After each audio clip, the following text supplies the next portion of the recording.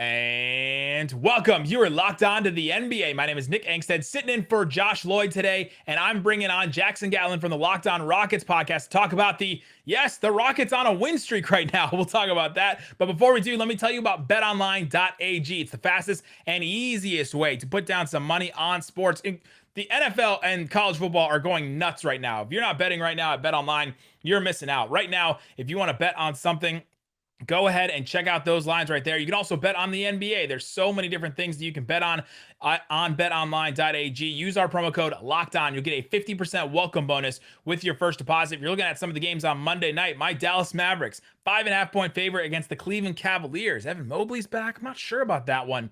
Dallas Mavericks are coming off of a loss against the Wizards, but they've been home a little bit, so maybe they'll want to bounce back from that. Interesting game, though. Go check it out. Bet online. Use the promo code LOCKEDON. All right, welcome in Jackson Gatlin from Locked On Rockets and Locked On NBA on Thursdays. Jackson, what you got for me? These Rockets, they're coming in. They are on a winning streak. On a winning streak. The Houston Rockets. It's got to be a good feeling. After Nick, after going, 15 games in a row, talking about nothing but losses, I will never take a winning streak for granted ever again, right? They had a 20-game losing streak last season, a 15-game losing streak this season. So winning back-to-back games feels pretty good. Honestly, it's honestly really, it's a masterclass when you think about it from Rafael Stone and Stephen Silas. They knew what they would have with Christian Wood at the 5, and it's going to be really cool to see this team go 66-16 the rest of the way. They're not going to lose another game this season. It's happening now. I mean, you say that, but don't look now. Okay, they just beat the Bulls. They just beat the Hornets in overtime. Next two games, Thunder, a home and home with the Thunder, and then Magic, and then Pelicans. Like, I mean, if they won all 5 games in that stretch, I don't know if I'd be like that's or all 4 of these next games. I don't know if I'd be that surprised. Just six game winning streak is entirely possible here. No, I kid, but it is a great feeling for this team.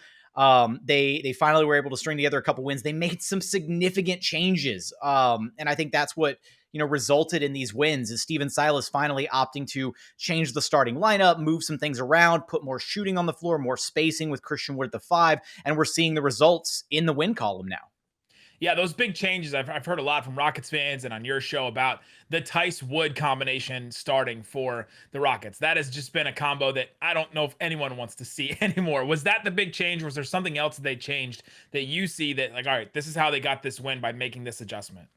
No, it really is just that front court pairing of Daniel Tice, Christian Wood. It just was not working. Christian Wood is a center, right? The idea is they tried pairing Christian Wood with Kelly Olynyk for the back half of last season, and they found a little bit of success doing that. But Kelly Olynyk is a different, type of front court player than Daniel Tice is, especially offensively. So Olynyk and Wood found some success offensively together last season, so maybe they thought they could replicate that a little bit, but with a more defensive version of a player in Daniel Tice, have somebody who can maybe anchor the defense a little bit more alongside Christian Wood.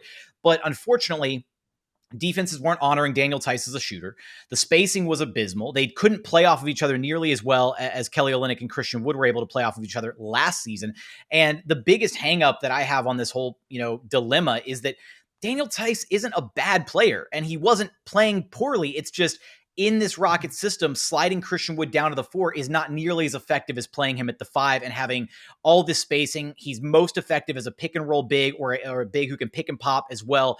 And when you have a secondary big out there kind of occupying the dunker spot or trying to play 5 out where you don't get near, you have defenders sagging in and really crowding the paint, it just made things difficult for this Rockets team. Kevin Porter Jr., Jalen Green were having issues. They had no open driving lanes. And so everything just opened up once you slid Christian Wood to the 5. Daniel Tice hasn't played. He's logged a DNP coach's decision the last 2 games, and the Rockets are now 2-0. Again, this isn't because Daniel Tice is a bad player. Coincidence?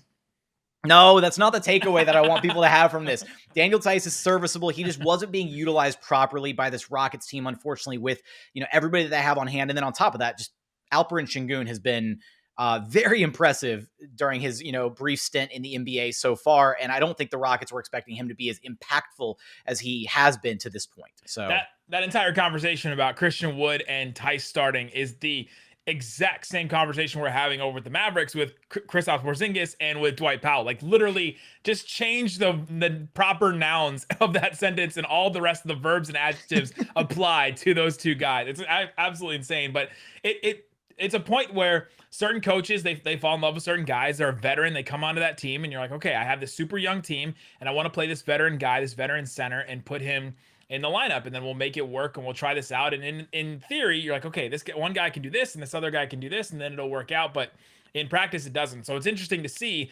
The Rockets just made this move with Tice. The Mavericks also just made their own move with Dwight Powell and Willie Cauley-Stein flipping. I'm not sure that one's going to work out as well as this Rockets one did with two wins in a row. But I will say, it's Nick, interesting to see when coaches make decisions like that. They finally like, all right, I've seen 18 or 20 games or so, and now I'm making my change.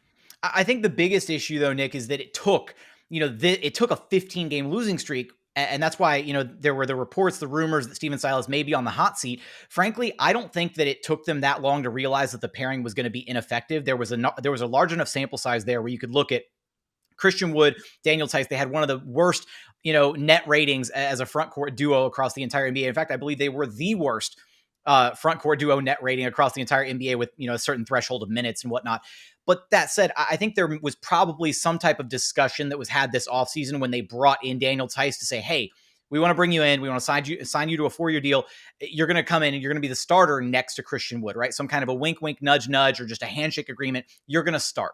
And so to me, I think they had to have like that hard conversation, right, with Theis, where it's like, hey, the direction of this team is a little bit different. Obviously, it's not working with you and Christian in the front court together. We thought it would.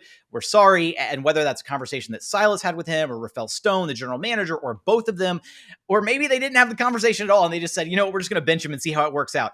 But obviously, it was frustrating that it took that long, but finally it's happened. And now it's like a breath of fresh air. This Rockets team looks entirely different with Christian Wood at the 5 spot. Speaking of having a conversation, John Wall and the Rockets are now in talking terms again. John Wall has been so entirely removed from this Rockets team, he literally doesn't have a number on Basketball Reference.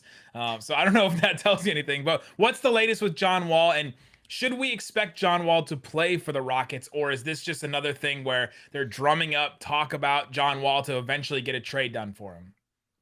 Honestly, right now, the way things look, first, John, even though he hasn't been playing on the court, he's been very much involved with the organization, right? This was an agreement that they came to, over the summer, deciding that the direction that the organization was going to go in wasn't in line with what John Wall brought to the table. They said, we're going to ice him. We're going to, have you sit out because we're prioritizing the development of our backcourt of the future in Kevin Porter Jr. and Jalen Green.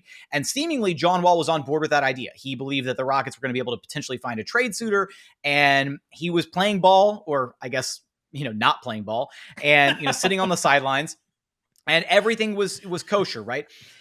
Even though I didn't exactly buy the idea that this would last the entirety of the season. Now we're seeing it just not even 2 months into the season.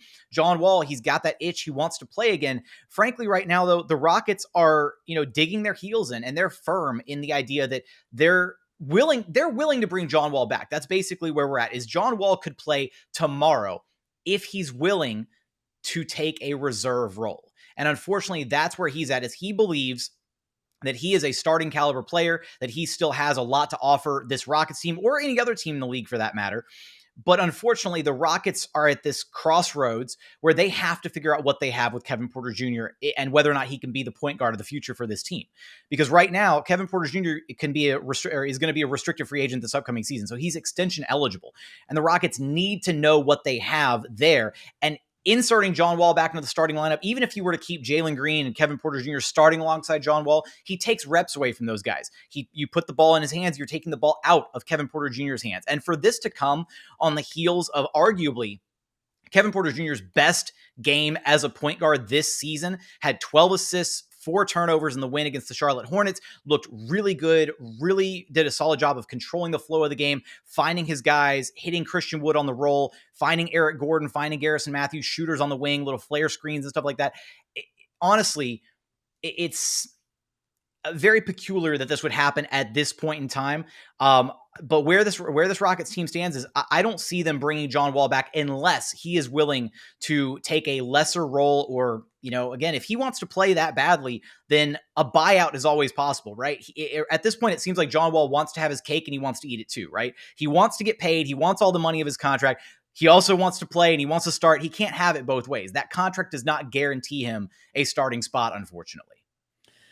There you go. The Houston Rockets going on 2-game streak, going on maybe a 6-game streak. We'll see what happens to them. You can follow everything over at the Locked On Rockets podcast on YouTube and wherever you get your podcast. Jackson, thanks so much for joining us. Absolutely.